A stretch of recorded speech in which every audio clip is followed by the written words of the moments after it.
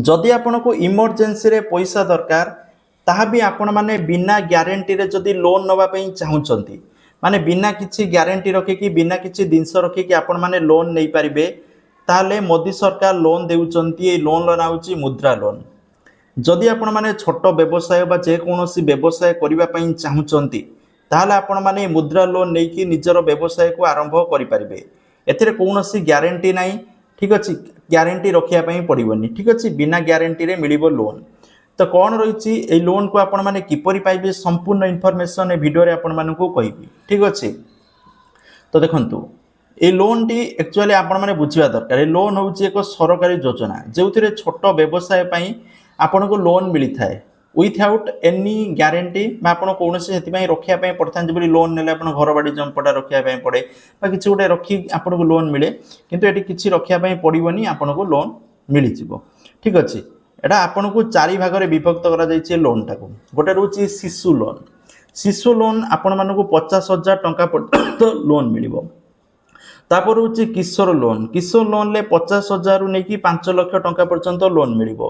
आ तरुण loan ले आपण मानकू 5 लाख रु नेकी 10 लाख टंका पर्यंत लोन मिलिबो। आ तरुण प्लस रे 10 लाख रु नेकी 20 लाख टंका पर्यंत लोन मिलिबो। कथा रहउछि आपण मानकू केउ लोन मिलिबो आपण माने किपरि नेबे। तो देखो ये लोन नेले आपनकर जो सरकारी बैंक रो जदि लोन नउचंती ताले 7 रु 12% पर्यंत आपन को इंटरेस्ट दबा पई पड़िबो किंतु प्राइवेट बैंक रे अलगा इंटरेस्ट रहउची मु सजेस्ट करबी गवर्नमेंट बैंक रो आपन माने लोन नियंतु। लोन किपरि मिलिबो आपनकर सिबिल स्कोर भलो थिबा दरकार बिजनेस टाइप कोन बिजनेस पई लोन नउचंती को बैंक रो नउचंती लोन अमाउंट ठीक अछि।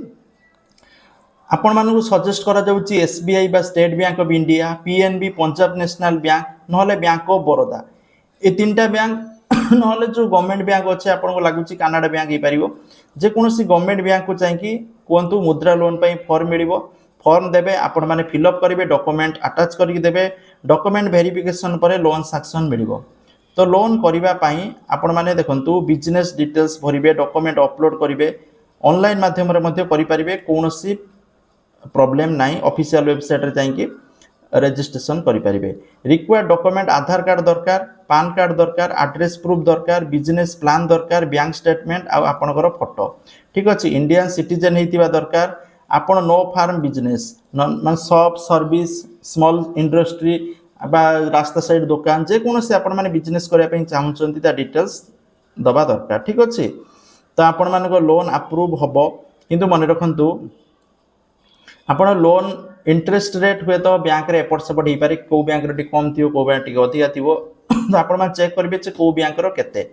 प्रथम दिन रहउछि आपण माने गोटे लोन सुझी सारला परे आ गोटे लोन आपण को मिलिबो। धरंतु आपण को शिशु लोन प्रथमे समस्त की शिशु लोन मिलिबो। शिशु लोन ले 50,000 टंका पर्यंत आपण मान को लोन मिलिबो। से 50,000 टंका आपण जतल सुझी देबे तापर आपण माने चाहिले किशोर लोन नै परिबे जोडी 50,000 रु 5 लाख टंका पर्यंत लोन मिलिबो। तापर एई लोनटा जतबेले सुझी देबे संपूर्ण तापर तरुण लोन मिलिबो। तरुण लोन ले 5 लाख रु 10 लाख टंका पर्यंत लोन मिलिबो। आ से लोनटा जतबेले सुझी देबे आपण मान तरुण प्लस लोन नै परिबे जोडा 10 लाख रु नेकी 20 लाख धीरे धीरे आपनकर व्यवसाय को आपण माने बढ़ाई परिबे। तो बहुत बढ़िया जिनस जो मैंने एक्चुअली व्यवसाय करने चाहते एक्चुअली कारण बहुत सारे लोक पैसा नहीं किए खाई दूची किए अलग खर्च लगे दूची सेमती हेनी।